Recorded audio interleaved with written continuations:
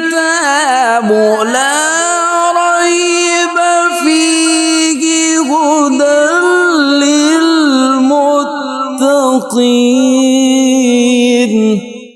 أعوذ بالله من الشيطان الرجيم.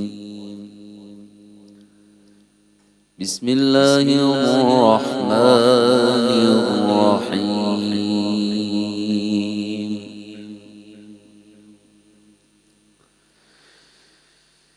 كيف يهدي الله قوما كفروا بعد إيمانهم وشهدوا أن الرسول حق وجاءهم البينات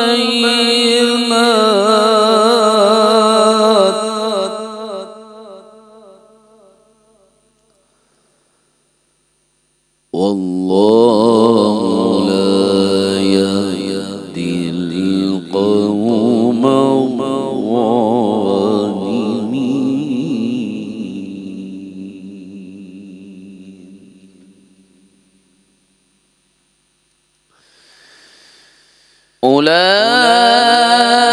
أولئك جزاؤهم أن عليهم لعنة الله والملائكة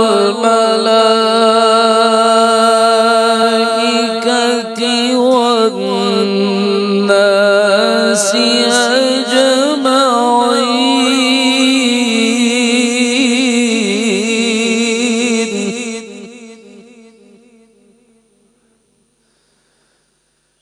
خالدين فيها لا يخفف عنهم العذاب ولا هم ينظرون.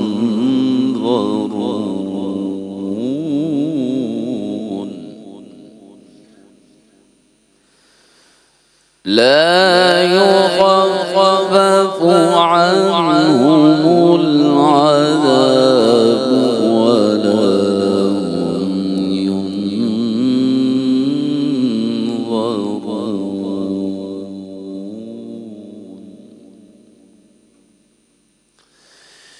إلا الذين تابوا من بعد ذلك وأصلحوا فإن الله غفور رحيم.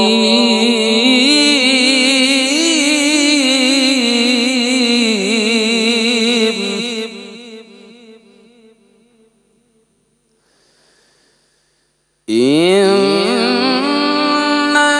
الذين كفروا بعد إيمانهم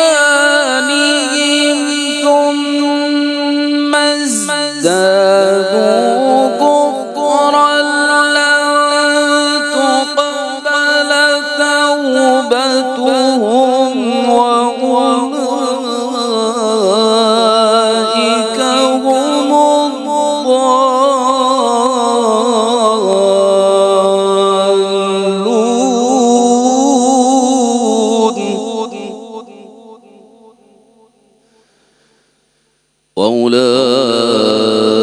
وأولئك هم الضالون.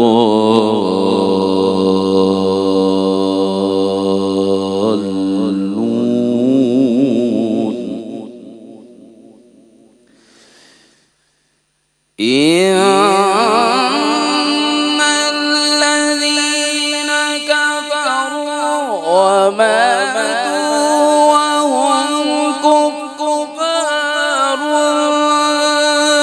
فلن يقبل من أحدهم ملء الأرض ذهبا ولا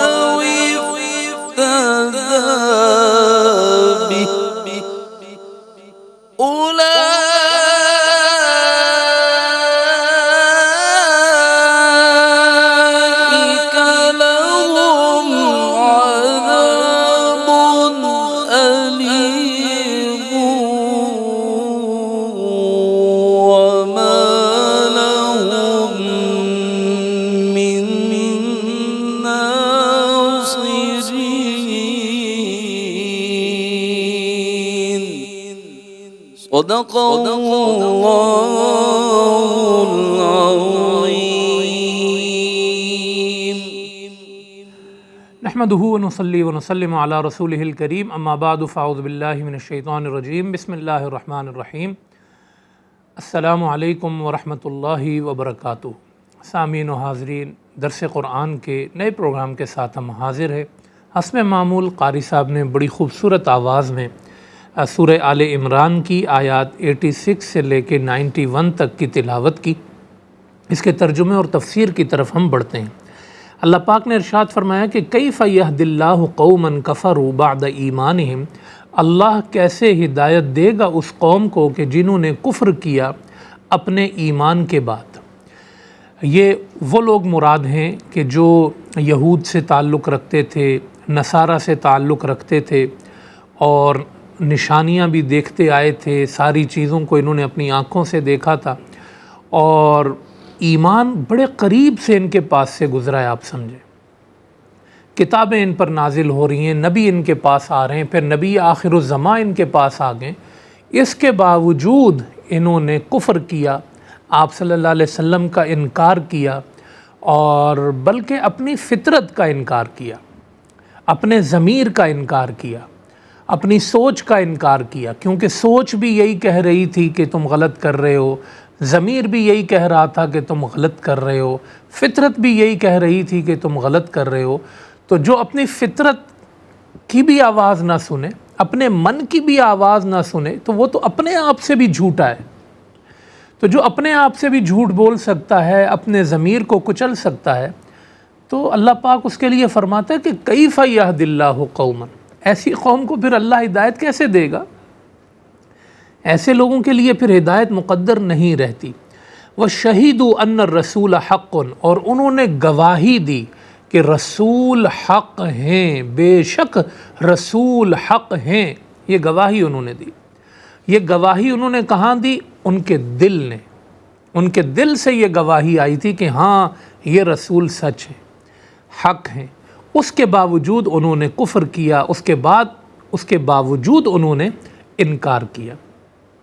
اور ایک مثال کے ذریعے میں آپ کو سمجھاؤں کہ یہ کس قدر حضور کو جانتے تھے اور کس قدر اس کے باوجود ضد کرتے تھے، کہ یہ جو نجران کا جو وفد تھا جب یہ مدینہ منورہ آ رہا تھا، آپ جانتے ہیں کہ نجران جو ہے وہ ایک عیسائیوں کا بہت بڑا قبیلہ تھا، اور اس میں بڑے پاورفل لوگ رہا کرتے تھے۔ ان کا تعلق سلطنت روما سے تھا، اور مصر کی حکومت ان کو نوازتی تھی، اور یہ ایک سپر پاور کے تحت خود بھی بہت طاقتور بن گئے تھے۔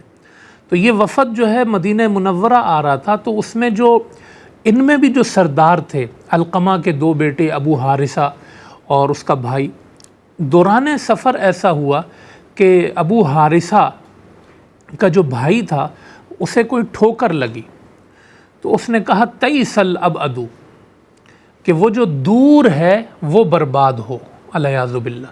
یعنی دور سے مراد تھی اس کی آپ صلی اللہ علیہ وسلم، یعنی حضور کی طرف سفر کر کے آ رہے تھے، تو حضور علیہ السلام کا خیال کرنے لگا اور حضور کے بارے میں نازیبہ کلمات کہنے لگا، تو اپنے ہی بھائی نے اس کو کہا، ابو حارثہ نے، تعیس امک، اپنے بھائی کو، کہ تیری ماں ہلاک ہو، تیری ماں برباد ہو۔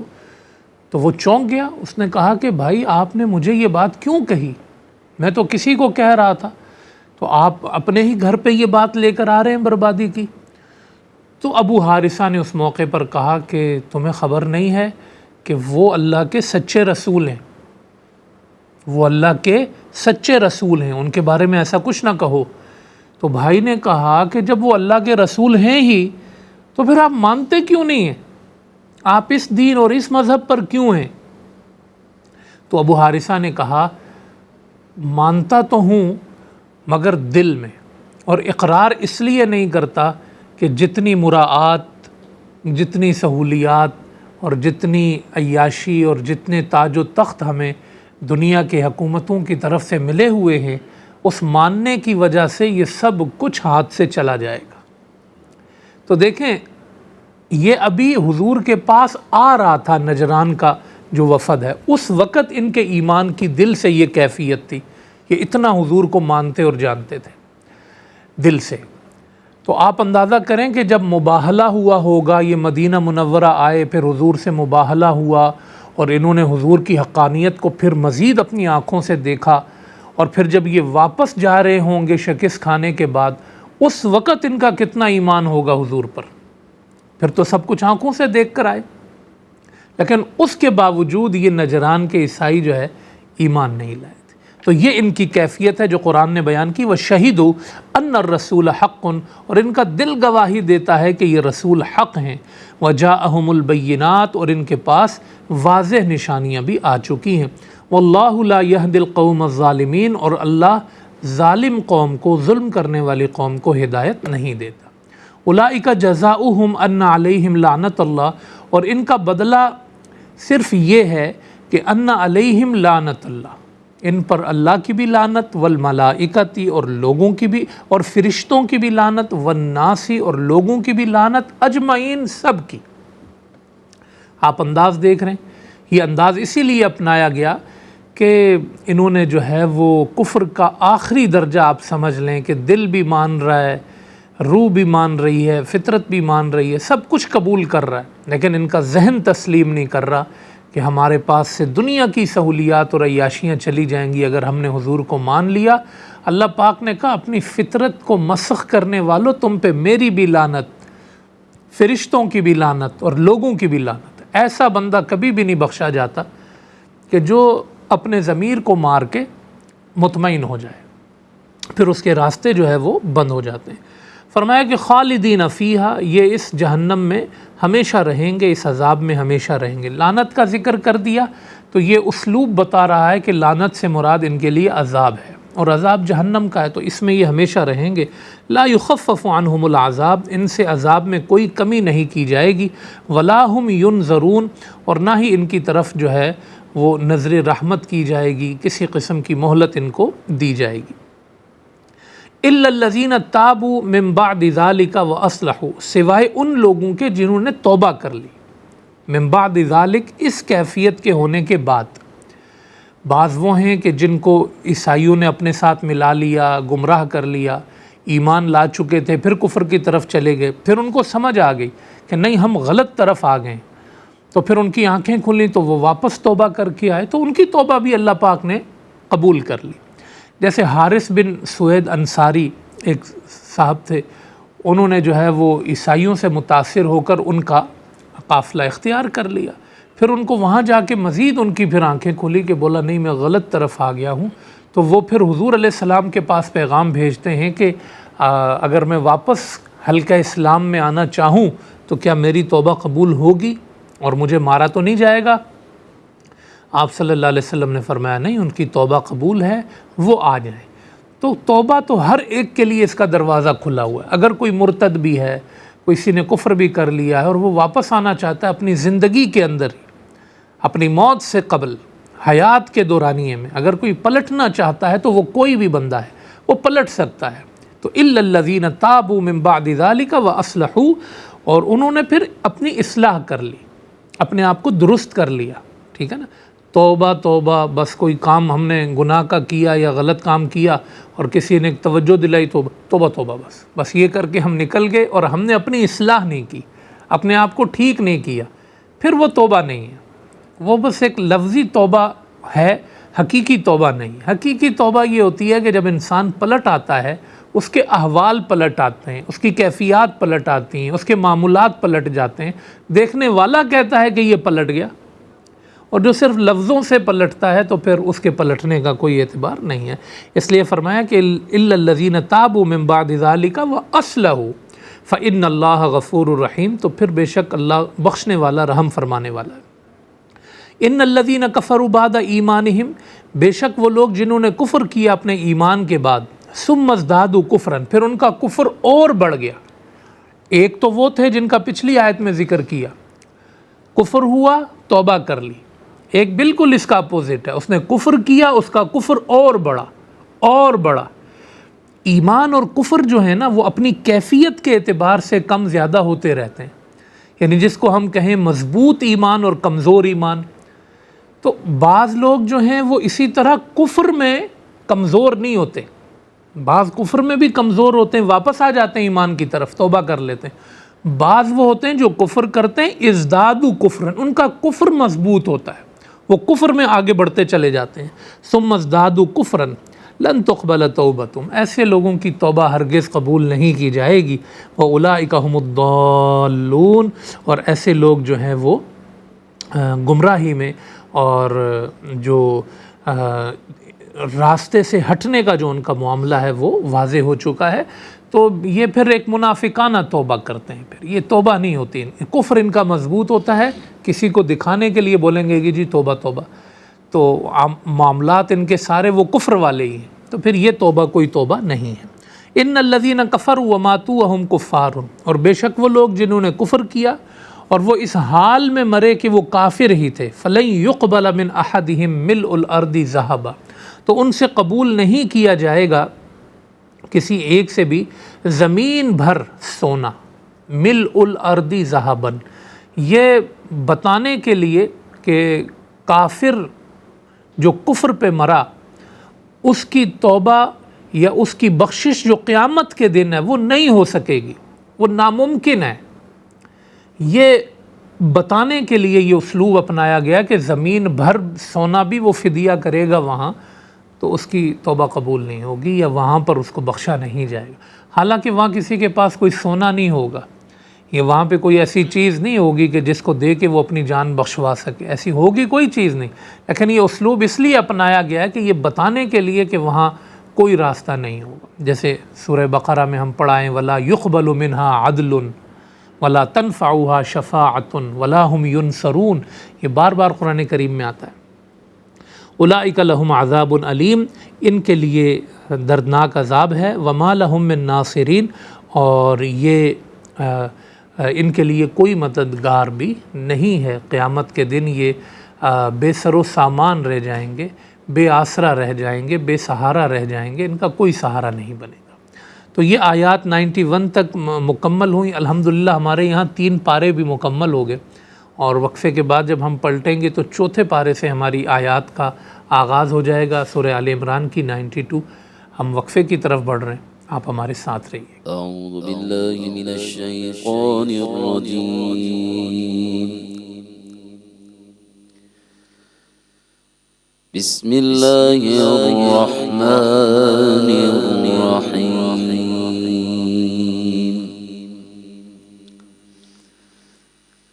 لن تنالوا البر حتى تنفقوا مما تحبون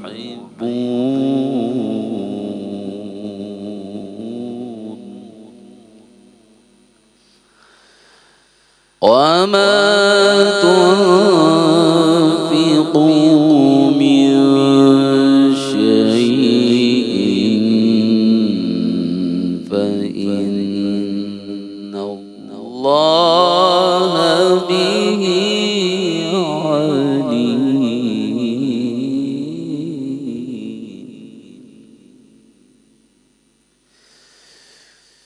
كل الطعام كان حلا لبني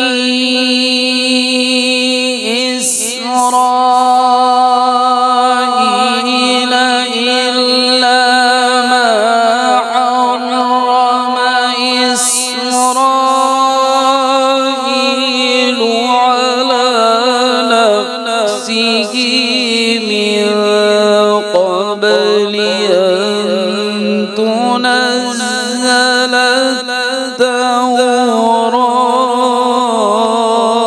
التوراة،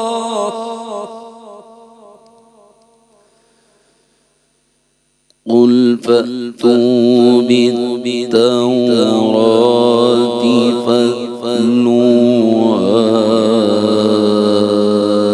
إن كنتم صادقين۔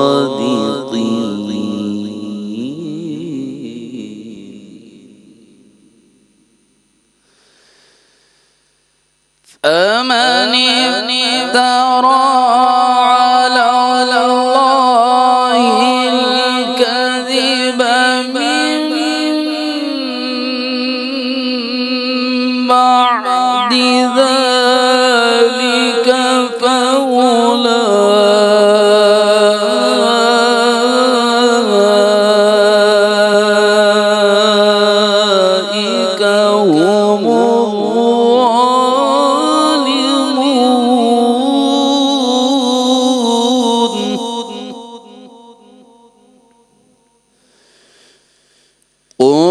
صدق الله فاتبعوا ملة إبراهيم حنيفا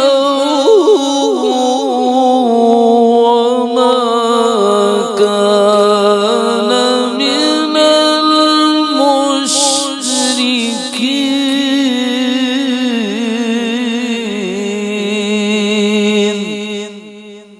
صدق الله العظيم. خوش آمدید سامعین و ناظرین. وقفے کے بعد قاری صاحب نے پھر حسب معمول بڑی خوبصورت آواز میں سورہ آل عمران کی آیات 92 سے 95 تک کی تلاوت کی. اس کے ترجمے اور تفسیر کی طرف بڑھتے ہیں. سب سے پہلے ہم دیکھتے ہیں آیت نمبر 92 کو. اللہ پاک نے ارشاد فرمایا کہ لن تنالوا البر، تم ہرگز نیکی کو نہیں پا سکتے ہو، حتیٰ یہاں تک کہ تنفقوا مما تحبون، تم خرچ کرو اس میں سے جو تمہیں پسند ہے. تم ہرگز نیکی کو نہیں پا سکتے. بر سے مراد یہاں پہ تقوی ہے، ایمان کا اعلیٰ درجہ ہے. ایمان کے اعلیٰ درجے پہ پہنچنا چاہتے ہو، تقوی تک رسائی حاصل کرنا چاہتے ہو، تو تمہیں یہ کرنا پڑے گا کہ تم اپنی پسندیدہ چیز اللہ کی بارگاہ میں خرچ کرو. ہماری عادت یہ ہے کہ ہم آیات کو پچھلی آیات سے جوڑ کر دیکھتے ہیں تو مفہوم اچھی طرح اس کا واضح ہو جاتا ہے.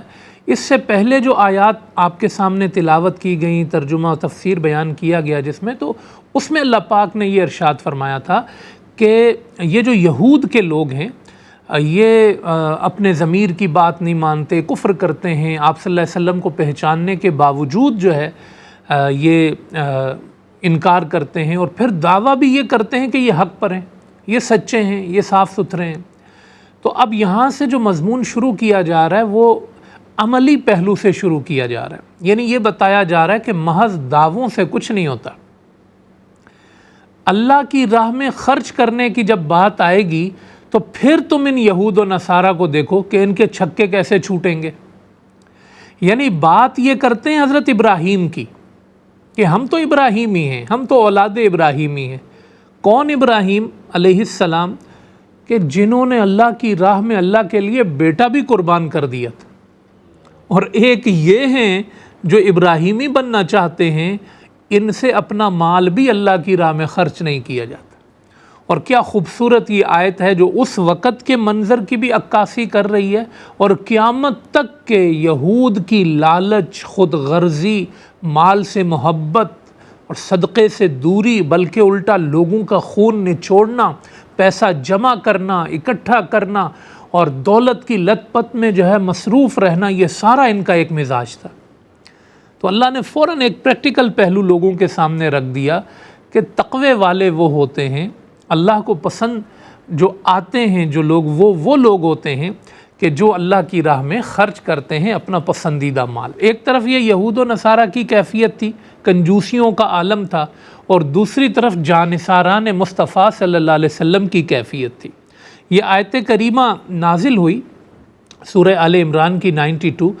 تو حضرت ابو طلحہ انصاری رضی اللہ تعالیٰ مدینہ کے یہ بڑے متمول اور امیر انسان تھے، تاجر تھے.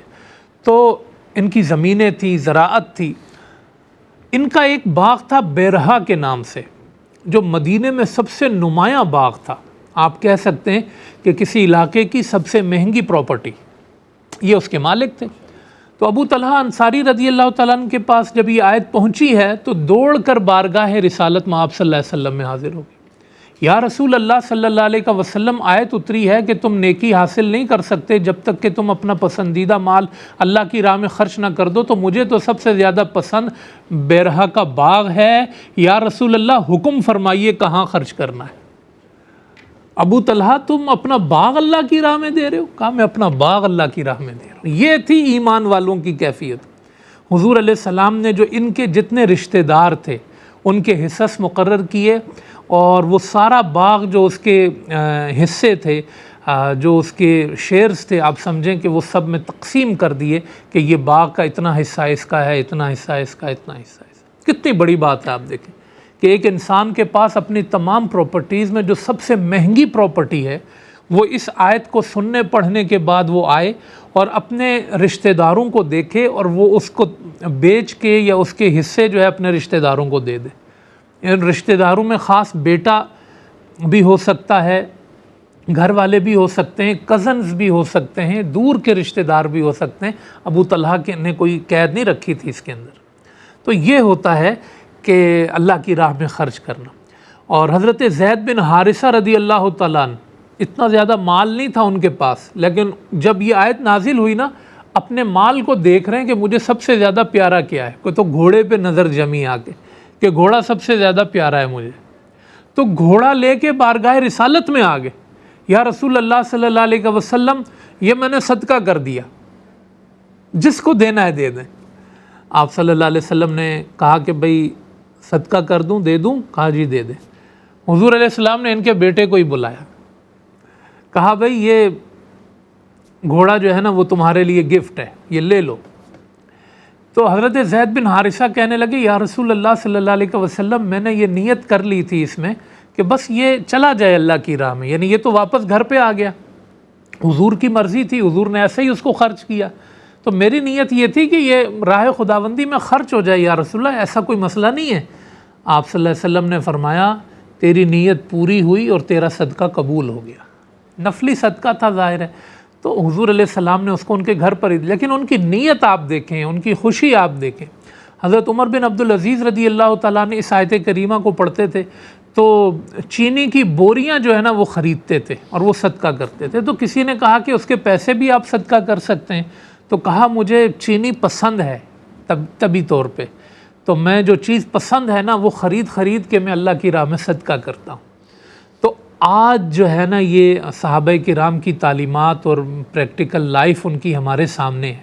یہ نہیں کہ ردی بچی ہوئی چیز اور جو بھی ہے بس کوشش کی کہ اب تو اس کو نکالنا ہی ہے تو اب ہم سخی بن جائیں اور جو ہے حاتم طائی بننے کی کوشش کریں. اور یہ نہیں، جو پسندیدہ چیز ہے آپ کی جب اللہ کی راہ میں آپ دیں تو ضروری نہیں ہے کہ آپ تنظیموں کی طرف جائیں اور فلاں کی طرف. آپ اپنے رشتہ داروں کو دیکھیں، اپنے ورکرز کو دیکھیں، اپنے قریب لوگوں کو دیکھیں جہاں آپ کو لگے کہ یہ میں دوں گا اور یہ فوراً قبول ہوگا. انسان کا دل کہتا ہے، ایسے لوگ اس کے قریب ہوتے ہیں، تو خود ان کے پاس جا کے اچھا مال، اچھی چیز اللہ کی راہ میں دے.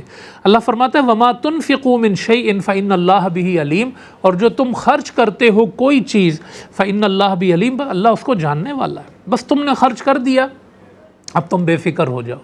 کسی کو وہ من جاء بالحسنۃ فلہ عشر امثالھا 10 بھی دیتا ہے. مثل الذین ينفقون اموالهم فی سبیل اللہ کمثل حبۃ انبتت 7 سنابل فی کل سنبلۃ 100 حبۃ، کسی کو 700 بھی دیتا ہے. واللہ یضاعف لمن یشاء، کسی کے لیے دگنا چگنا کر دیتا ہے.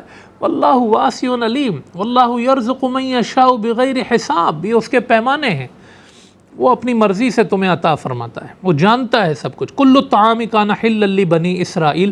اب ہم بڑھ رہے ہیں آیت نمبر 93 کی طرف.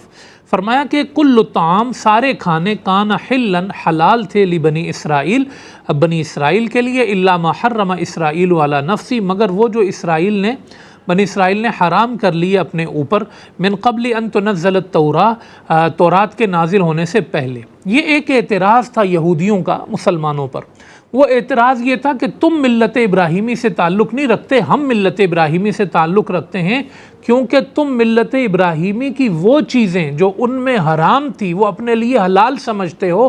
جیسے اونٹ کا گوشت ہے، تو اونٹ کا گوشت تو ہماری شریعت میں حرام ہے اور تم اس کو حلال سمجھتے ہو. اگر تم ابراہیمی ہوتے، اس شریعت اور اس ملت کو ماننے والے ہوتے، تو تمہارے ہاں بھی اونٹ جو ہے وہ حرام ہوتا. تو اس کا یہ جواب دیا گیا ہے کہ اللہ پاک نے تو تمہارے لیے تمہاری شریعت میں اونٹ کو حرام نہیں کیا. کھانے پینے کی تو ساری چیزیں اللہ پاک نے تمہارے لیے حلال کر رکھی تھی. یہ حرام کہاں سے ہوا یہ بتاؤ. تمہاری شریعت میں بھی جو اونٹ حرام ہے وہ کس نے حرام کیا؟ اصل میں ہوا یہ کہ حضرت یعقوب علیہ السلام جو تھے اللہ کے پیارے نبی، طبعاً وہ کچھ چیزوں کو استعمال نہیں کرتے تھے. اس میں ایک اونٹ کا گوشت بھی تھا، وہ نہیں کھاتے تھے اس کو. تو انہوں نے ان کی طبیعت کی بنا پر اپنی شریعت میں بعد میں اضافہ کیا. اور اضافہ کرنے کے بعد انہوں نے کہا کہ اونٹ کا گوشت حرام ہے جی، حضرت یعقوب علیہ السلام نے نہیں کھایا تو یہ حرام، تو یہ حرام انہوں نے خود کیا۔ تو اللہ پاک نے اس چیز کو یہاں پر بیان کیا کہ سارے کھانے جو ہیں وہ حلال ہیں بنی اسرائیل کے لیے، سوائے اس کے جو خود انہوں نے اپنے اوپر حرام کر لیے، من قبل ان تنزل التوراۃ، تورات کے نازل ہونے سے پہلے۔ تو حضرت یعقوب علیہ السلام تو کتنا پہلے تشریف لائیں تورات کے نزول سے پہلے، تو یہ تمہاری شریعت کے اندر بھی حلال ہے، یہ تم نے خود اپنی کتابوں کے اندر تبدیلی کی ہے، اپنی کتابوں کے اندر جیسے کچھ فقہی مسائل یہ داخل کرتے تھے، پھر اس کو شریعت کا حصہ بنا دیتے تھے، کچھ ان کے بزرگوں نے جیسے کچھ چیزوں کو استعمال نہیں کیا تھا تو اس کو یہ تسلسل دیتے ہوئے کہتے تھے کہ یہ چیز حرام ہے، مگر یہ سب ان کے اضافے تھے۔ اصل تورات اگر اٹھا کے آپ دیکھیں گے اس کے اندر ایسا کچھ بھی نہیں ہے کہ اللہ نے کہا ہو کہ تمہارے لیے اونٹ کا گوشت جو ہے نا وہ حرام ہو گیا، اللہ نے ان پر کوئی چیز حرام نہیں کی۔ تو فرمایا قل، اے نبی فرما دیجئے، فأتوا بالتوراۃ، لے آؤ تورات، فتلوہا، اس کی تلاوت کر لیتے ہیں، ان کنتم صادقین، اگر تم سچے ہو۔ تو تورات کی اصل نسخے کو جب دیکھیں گے تو تمہاری قلی کھل جائے گی اور تمہارے معاملات واضح ہو جائیں گے کہ اللہ پاک نے یہ اونٹ کا جو گوشت ہے وہ حرام نہیں کیا۔ تو اونٹ کا گوشت استعمال کرنے کے باوجود جو مسلمان ہیں وہ ملت ابراہیمی پر ہی ہیں، وہ دین ابراہیمی پر ہی ہیں۔ تو تم جو ہے وارث ابراہیم نہیں ہو، بلکہ وارثین ابراہیم وہ ہیں جو محمد الرسول اللہ صلی اللہ علیہ وسلم اور ان کے متبعین ہیں۔ یہ تھی آیت نمبر 93۔ اس کے بعد 94 آیت ہے، اس میں اللہ پاک نے فرمایا فَمَنِ افْتَرَىٰ عَلَى اللَّهِ الْكَذِبَ مِن بَعْدِ ذَلِكَ، تو جس نے افترا باندھا، جھوٹ باندھا اللہ پر، من بعد ذالک، اس کے بعد، فَأُولَٰئِكَ هُمُ الظَّالِمُونَ، تو وہ بڑے ظالم لوگ ہیں۔ جب اللہ نے واضح کر دیا، قرآن نازل ہو گیا، اب چلو ابھی تک تمہاری غلط فہمی تھی، ابھی تک تمہیں پتہ نہیں تھا، ابھی تک تمہیں خبر نہیں تھی، اس کے بعد بھی جو یہ جھوٹ بولے کہ جی اونٹ کا گوشت حرام تھا، ہماری شریعت میں حرام ہے اور یہ تم جھوٹ بول رہے ہو، اس کے بعد بھی جو جھوٹ بولے وہ بڑا ظالم آدمی ہے۔ اللہ نے اس کو واضح کر دیا کہ اللہ نے اونٹ کے گوشت کو حرام نہیں کیا۔ یہ تھی آیت نمبر 94۔ اگلی آیت ہے 95۔ اللہ پاک نے ارشاد فرمایا قل، اے نبی فرما دیجئے، صدق اللہ، اللہ نے سچ فرمایا، اللہ نے واضح کر دیا۔ فاتبعوا ملت ابراہیم حنیفا، تو تم پیروی کرو ملت ابراہیمی کی، حنیفاً یکسو ہو کر۔ تو آؤ ملت ابراہیمی کی طرف، جس کو تم صرف دعووں میں اپنے سامنے ثابت کرتے ہو، عملی طور پر آ جاؤ۔ جو راستہ پیغمبر ہے، آخری پیغمبر کا راستہ ہے، یہی ملت ابراہیمی ہے۔ اللہ نے سچ فرما کے تمہارے لیے حقائق کو واضح کر دیا ہے، ملت ابراہیم کی طرف آ جاؤ۔ وما کان من المشرکین، اور وہ مشرکوں میں سے نہیں تھے۔ اور بھی غور کرو، تم تو کبھی کس کو خدا بناتے ہو، کبھی حضرت عزیر کو خدا، کبھی حضرت عیسیٰ کو خدا، ان اہل کتاب کی یہ کیفیت تھی۔ تو تم جس ملت کی بات کر رہے ہو، ابراہیم علیہ السلام کی طرف اس کو منسوب کر رہے ہو، تو ابراہیم تو مشرک بھی نہیں تھے، تم لوگ تو شرک پر بھی آ گئے ہو۔ تو اپنی پریکٹیکل چیزیں بھی ٹھیک کرو، اپنے عقائد و نظریات بھی ٹھیک کرو اور اپنے آپ کو درست کر لو۔ ان آیات سے یہ پتہ چلتا ہے کہ شریعت میں جو لوگ اضافے کرتے ہیں، اپنے طور پر بہت ساری چیزوں کو حلال کر دیتے ہیں جو حرام ہوتی ہیں، اور اپنی طرف سے چیزوں کو حرام کر دیتے ہیں جو حلال ہوتی ہیں، اس میں بہت ڈرنا چاہیے۔ ہمارے ہاں بڑے آرام سے فتویٰ دیا جاتا ہے کہ جی یہ فلاں کھانا حرام ہے، اس کے اوپر جو ہے نا اصال ثواب ہوا ہے، یہ کھانا حرام ہے، یہ نیاز کا کھانا حرام ہے، یہ بہت آسانی سے بول دیا جاتا ہے۔ تو اس لیے شریعت کے معاملات میں بہت احتیاط سے کام لینا چاہیے۔ فَمَنِ افْتَرَىٰ عَلَى اللَّهِ الْكَذِبَ، اللہ پہ جو جھوٹ باندھتا ہے نا، حرام کا مطلب یہ ہے کہ اللہ نے منع کیا، تو آپ اللہ پہ جھوٹ باندھ رہے ہیں۔ تو چیزوں کو آپ سہولت سے دیکھیں، آسانی سے دیکھیں، شریعت کا مزاج دیکھیں، شریعت کی وحی دیکھیں، پھر اس کے بعد بات کریں۔ تو یہ آیات ہم سے اس بات کا تقاضا کرتی ہیں۔ ان آیات کی تفسیر بھی مکمل ہوئی اور آج کا جو پروگرام ہے وہ بھی اپنے اختتام کو پہنچا۔ اگلی آیات کے ساتھ ایک نئے پروگرام میں پھر ہم آپ کے سامنے حاضر ہوں گے۔ اپنا خیال رکھیے گا۔ اللہ حافظ و نگہبان۔ ذلك الكتاب لا ريب فيه هدى المتقين